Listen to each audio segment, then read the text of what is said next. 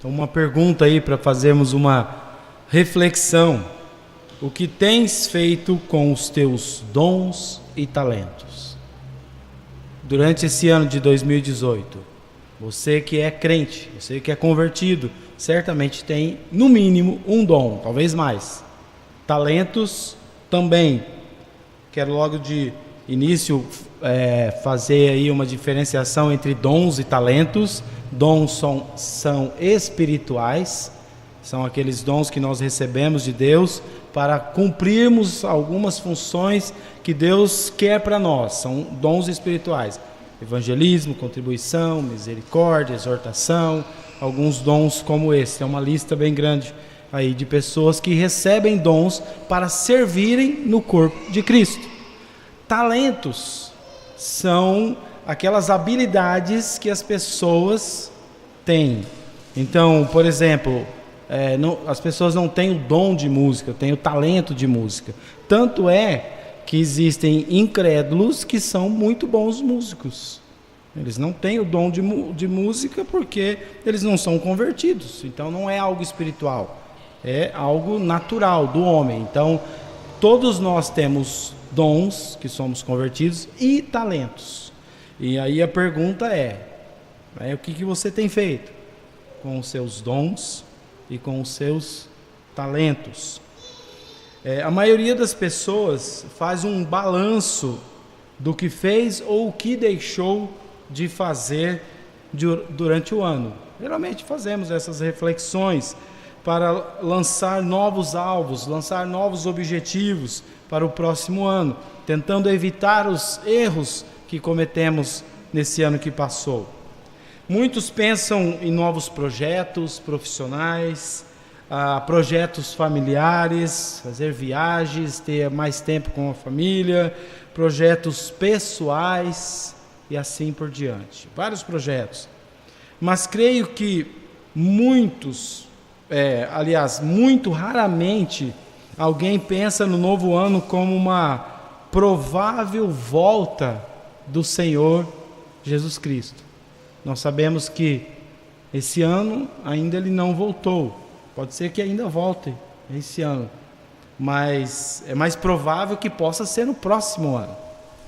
E muitos de nós não pensamos nisso. Pensamos em muitas coisas, mas não pensamos que Cristo pode voltar a qualquer instante.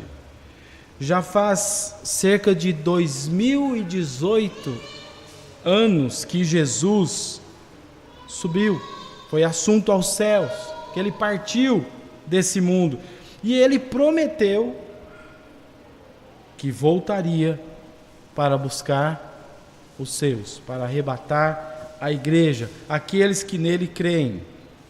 E uma vez com ele, estaríamos diante do tribunal de Cristo para prestarmos conta a ele de tudo aquilo que nós fizemos aqui nesse mundo através dos nossos corpos para o corpo de Cristo, que é a igreja.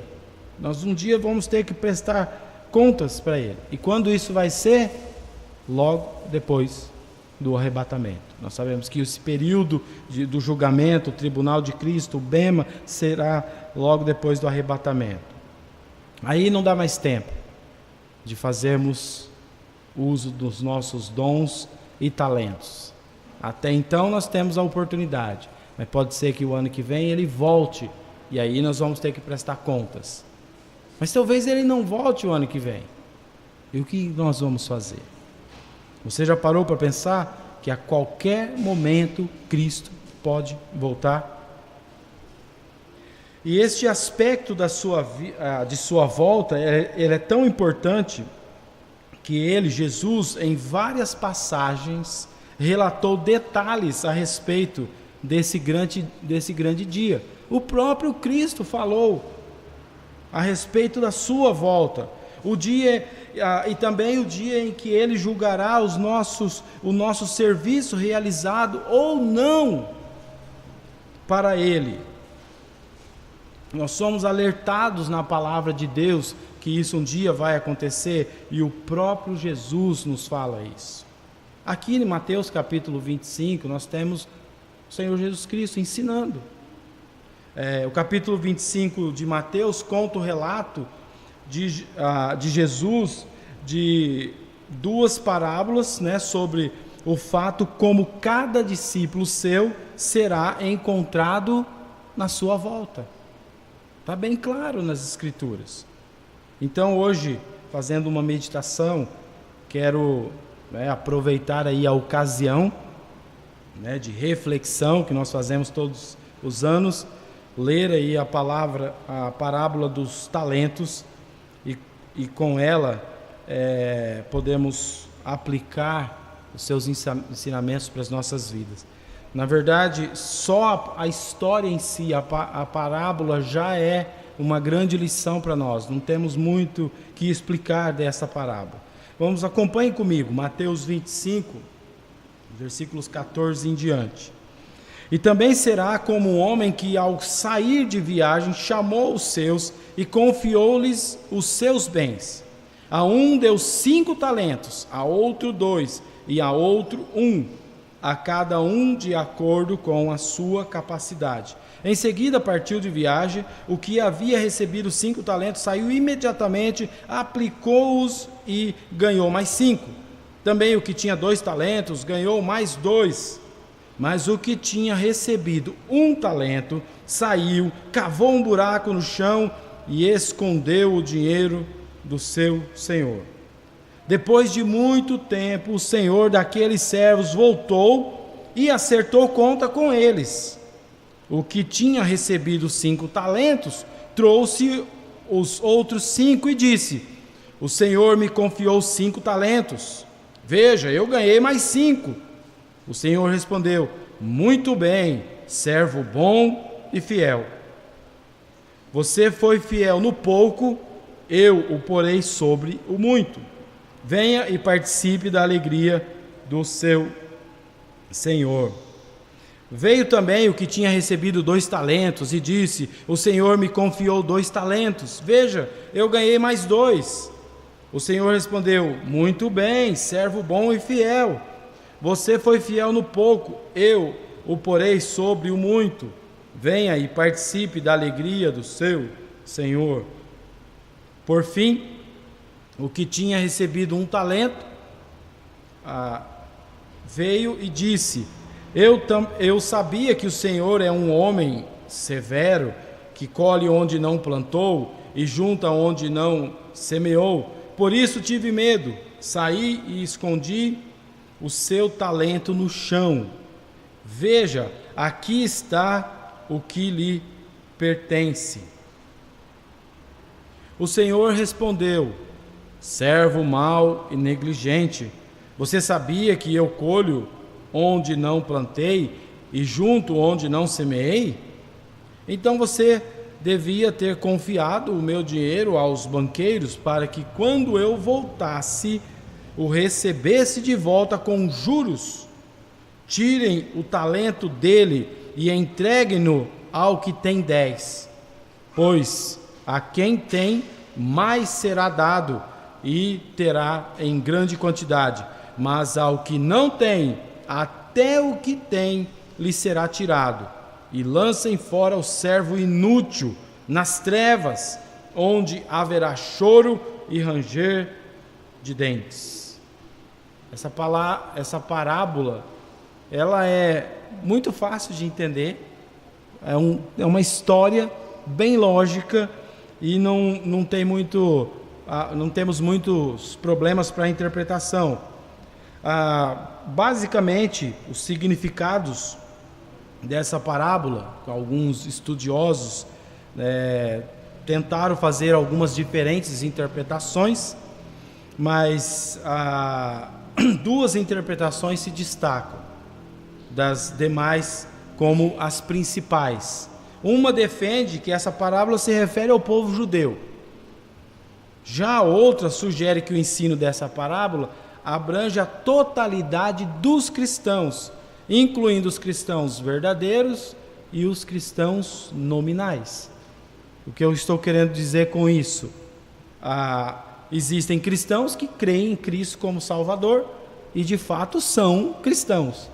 Aqueles que falam que são cristãos, porque seguem uma igreja que crê em Cristo, mas a pessoa não tem a fé salvadora, essa pessoa não é cristã legítima, ela é cristã nominal.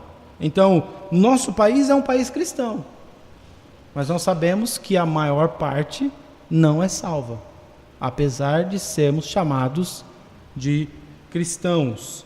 Então, alguns querem dizer que essa parábola, ela representa aí a totalidade dos cristãos. Ou seja, os dois primeiros seriam os cristãos verdadeiros, os fiéis, aqueles que realmente assumem suas funções no corpo de Cristo.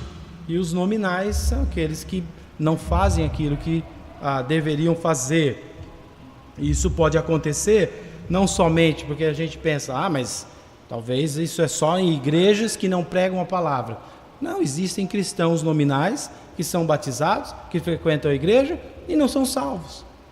São só cristãos no nome. Não é porque frequentam uma igreja que são salvos. A prática é que diz que de fato estão demonstrando que são cristãos. Mas sabemos que de fato os crentes são só aqueles que creem em Jesus Cristo como Salvador. Pode ser que tenha aqueles que até praticam todas as coisas, tentam fazer tudo certinho e não são cristãos. Então, alguns interpretam eu acho que essas duas interpretações fazem sentido. É claro que essa parábola foi dirigida primeiramente aos judeus, que são os discípulos de Jesus, e provavelmente eles conseguiram estabelecer paralelos claros entre o significado da parábola e as características históricas do ambiente em que viviam. Ali fazia muito sentido a hora que ele estava falando dos talentos, o servo, o trabalhador, o patrão e tudo mais. Eles entenderam muito bem o que ele estava falando. Porém, obviamente, o significado da palavra dos talentos não ficou limitado a eles, aos judeus, aos discípulos de Jesus, mas alcança a todos os cristãos de todas as épocas. Ou seja, é uma parábola que é útil para nós. Ela ensina a nós cristãos contemporâneos. Seja qual for a interpretação, nenhuma delas pode ignorar o grande significado dessa parábola, que enfatiza o princípio de que cada um recebe dons e tem oportunidades para exercê-los. Ou seja, o nosso Deus, quando nos salva, o Espírito Santo distribui a cada um de nós dons e nós temos oportunidades para servir na igreja. Ninguém pode falar assim, mas eu não exerço meu dom porque eu não tenho oportunidade. Tem. Todos nós temos oportunidade para exercer o nosso dom. Mas muitos fazem como aquele servo infiel, simplesmente enterra o seu dom e não o utiliza para cumprir os propósitos do Senhor para a sua vida. O servo fiel é aquele que, independentemente da quantidade de talentos ou dons recebidos, age com responsabilidade e diligência. Esse é o servo fiel. Não importa se ele tem um dom, vários dons, se ele tem apenas um talento ou vários talentos, ele usa o que tem com responsabilidade. Ele é comprometido, ele é fiel, ele procura fazer aquilo que ele tem que fazer como um cristão verdadeiro. Esse é o ponto, o principal aqui, que enfatiza o princípio dessa parábola. O servo fiel valoriza os bens do seu Senhor. Ou seja, nós como cristãos vamos procurar usar bem aquilo que o Senhor nos deu. Sejam dons espirituais, sejam talentos, sejam coisas físicas. Nós vamos procurar ser bons servos. Então, aí o significado geral da parábola. Não tem muito o que explicar dessa parábola, é bem simples, fácil de entendimento. Só mais um detalhe sobre essa questão de entender o significado. Quando fala, até o que tem lhe será tirado. Talvez é uma das parábolas que as pessoas têm mais dificuldade de entender nesse ponto. Como que pode? A pessoa já tem pouco e ainda vai tirar, e tira o pouco daquele e dá para o que tem mais. Aquele que tinha um, tirou um dele e deu, falou, dá para o que tem 10. Então, às vezes nós ficamos, mas o que está querendo dizer com isso? A ideia é que aqueles que recebem a graça divina herdam bênçãos imensuráveis, além da vida eterna e do favor de Deus. Vemos isso em Romanos capítulo 8. No dia que nós nos convertemos, nós, pela graça divina, nós herdamos essas bênçãos, que não tem como medir, é imensurável, né? Toda a sorte de bênção espiritual, como diz Efésios. E temos a vida eterna, temos o favor de Deus.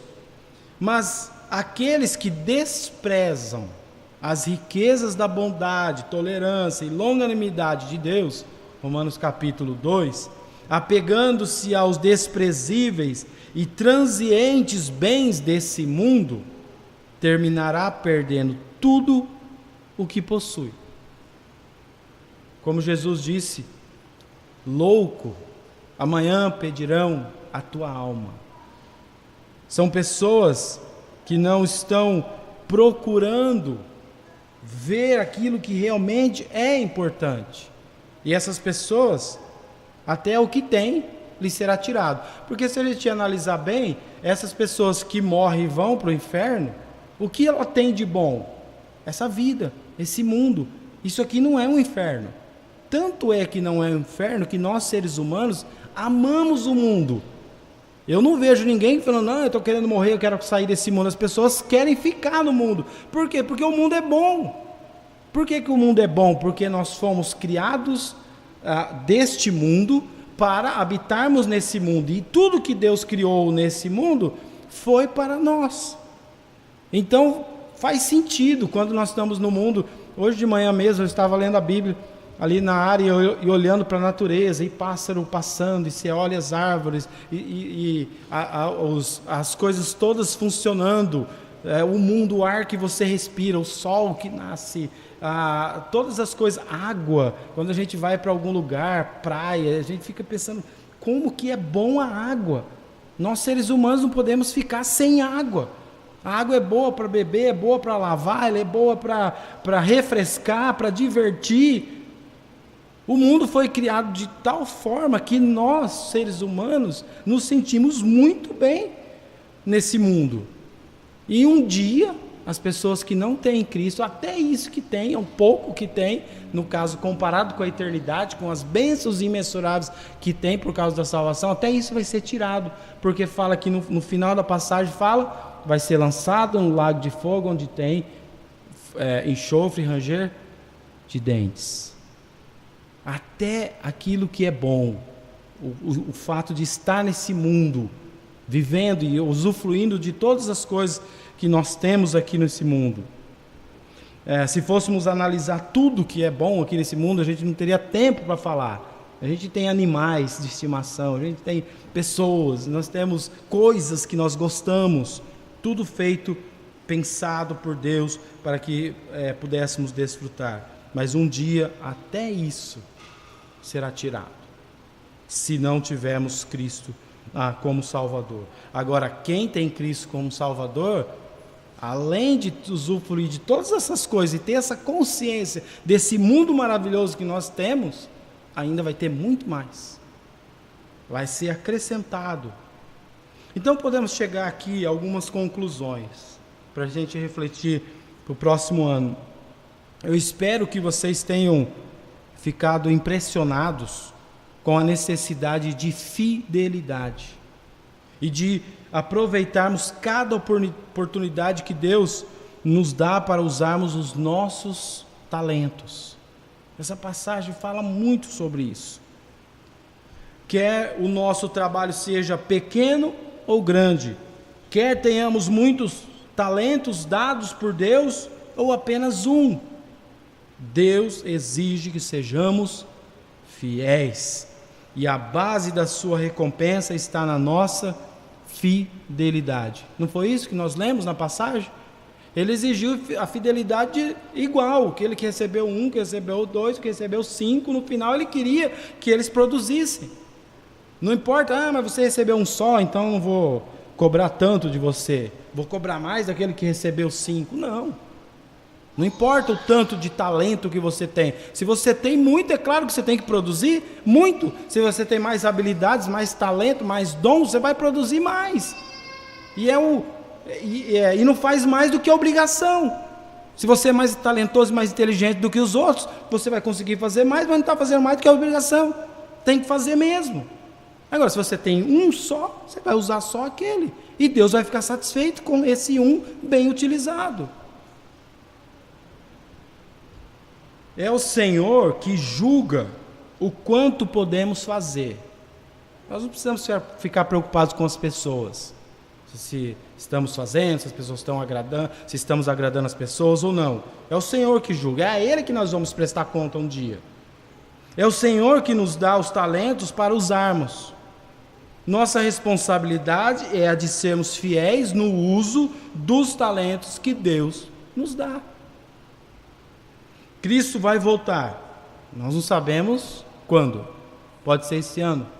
Pode. Pode ser no próximo ano? Não sabemos, mas Ele vai voltar, porque nós sabemos que Ele é fiel. Aquilo que Ele promete, Ele cumpre. Então Cristo vai voltar, e ainda que essa parábola que vimos diga que será depois de muito tempo, porque fala que o Senhor voltou depois de muito tempo e pediu contas. Mesmo que seja depois de muito tempo, lembre-se, passou mais de 2000 anos. Podemos dizer que já faz muito tempo que Cristo prometeu que iria voltar. Olha o que diz 1 Pedro, capítulo 4, versículo 7 a 11. Ora, o fim de todas as coisas está próximo.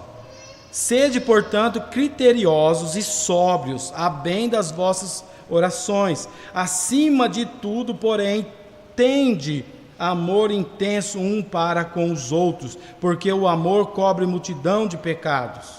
Sede mutuamente hospitaleiros, sem murmuração, servi uns aos outros, cada um conforme o dom que recebeu, como bons dispenseiros da multiforme graça de Deus. Se alguém fala de acordo com os oráculos de Deus. Se alguém serve, faça-o na força que Deus supre, para que em todas as coisas seja Deus glorificado por meio de Jesus Cristo, a quem pertence a glória e o domínio pelos séculos dos séculos. Amém. Aí eu te pergunto, que tipo de mordomo é você? Mordomo é aquele que é o administrador dos talentos que Deus lhe deu. Que tipo de mordomo que você é? Você é um mordomo fiel? Você vai chegar no céu no dia do julgamento e vai ouvir: muito bem, servo bom e fiel? Ou será que você usa os dons e talentos que o Senhor tem te dado de qualquer maneira? Se é que usa. Porque tem alguns que nem usam, nem de qualquer maneira. Aí Jeremias 48, um versículo muito conhecido, diz: maldito aquele que fizer a obra do Senhor relaxadamente. Você faz de qualquer jeito? Pela metade? Ou simplesmente por preguiça ou relapso se recusa a melhorar o que faz? Filipenses 2,14 fala: fazei tudo sem murmurações nem contendas, para que vos torneis irrepreensíveis e sinceros, filhos de Deus, inculpáveis no meio de uma geração pervertida e corrupta, na qual resplandeceis como luzeiros no mundo. Você até usa seus dons e talentos, mas o faz sem amor, sem obrigação, faz por obrigação, às vezes faz reclamando, ou depois que faz, reclama porque fez, ou reclama porque fez e ninguém ajudou, faz queixas, há discussões quando tem que fazer algum trabalho junto, desentendimentos. Será que isso é uma atitude de um servo bom e fiel? Se tudo deve ser feito para a glória de Deus, como Deus pode ser honrado se os serviços não forem feitos com atitudes santas e sagradas e devotadas ao Senhor? Como Deus pode ser honrado se houver reclamações, se houver queixas, discussões, desentendimentos? As tais murmurações. O Espírito Santo concedeu aos santos, com vistas ao aperfeiçoamento dos santos, para o desempenho do seu serviço, para a edificação do corpo de Cristo. Efésios 4, versículo 12. Fala que concedeu dons para o aperfeiçoamento dos santos. Então, se você receber um dom, esse dom é para ajudar a aperfeiçoar os irmãos da igreja. O seu dom vai ajudar a me aperfeiçoar, o meu dom vai te ajudar você a se aperfeiçoar para a edificação do corpo de Cristo. É um corpo, o corpo de Cristo trabalha junto, um ajudando o outro, um edificando o outro. Aquele que não exerce o seu dom, ele está prejudicando o seu irmão. Se você não usa seus dons e talentos, você deixa de edificar o corpo de Cristo, pois foi para isso que Ele concedeu esses dons e talentos a você, para a edificação do corpo. Você estará falhando não somente com Deus, mas também falhando com o irmão da igreja, que não está sendo edificado por causa da sua falha de não usar bem o seu dom e talento. Já pensou nisso? Já pensou que quando você não faz a sua parte, além de estar falhando com Deus, você está falhando com o corpo, está falhando com os outros irmãos?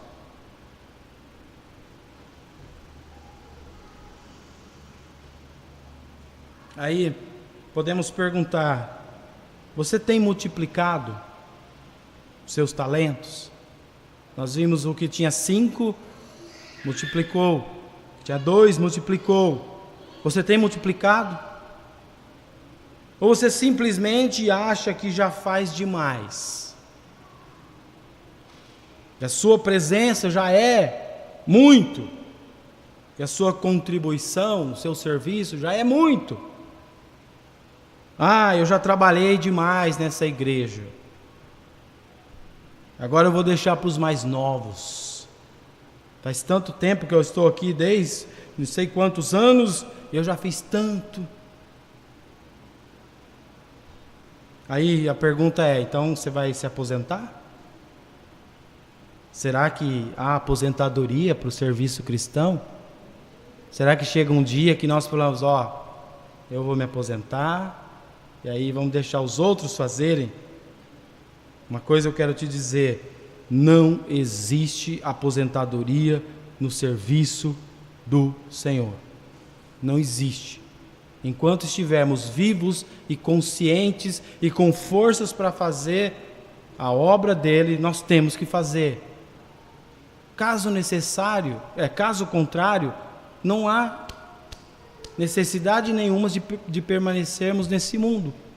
Porque o motivo do cristão é servir ao Senhor. Foi salvo para isso. Se não faz, para que continuar vivo aqui se não está fazendo? Essa ideia de cristão aposentado não existe. Pode se aposentar do trabalho, e quando se aposenta do trabalho significa mais trabalho ainda como cristão, porque aí vai ter mais tempo. Então pode se aposentar de serviços físicos, mas de serviços espirituais nós nunca nos aposentamos. Que motivo ou desculpa você tem para usar os seus, aliás, para não usar os seus talentos? Qual que é a desculpa que você usa? Eu não uso meu talento por isso. Seja qual for. Porque talvez alguns falem, mas eu tenho motivo, porque eu não uso meus talentos. Eu tenho razão. Seja qual for, Deus não vai te desculpar por tuas desculpas. Como nós sabemos disso? A parábola que Jesus contou. Ele desculpou o servo que escondeu o talento. Coitadinho, eu sei quanto foi tua dificuldade, você realmente... Não, ele não desculpou, não. Ele tirou aquele que estava e deu para o outro. Ele, na verdade, aos outros ele elogiou. E ali ele não elogiou, ele amaldiçoou, falou servo mau. Então, podemos dar qualquer tipo de desculpa para não usarmos nossos talentos, mas não servem para Deus. Ele não vai desculpar. Ele não aceita a nossa falta, as nossas faltas e as nossas falhas. Isso o dia que estivermos diante do tribunal de Cristo, olhando nos olhos, e Apocalipse fala que o olho dele é como fogo, e nós olhando nos olhos dele, nós não vamos ter a mínima coragem, sequer, de usar uma desculpinha esfarrapada para dizer porque nós não servimos enquanto estávamos aqui. Não vamos ter coragem, vamos tremer, temer e tremer. Então, como você será chamado pelo Senhor naquele tribunal? Como esses servos, os dois primeiros aqui, bom e fiel, ou servo mau e negligente? Só pensar. Como foi tua vida daqui para trás?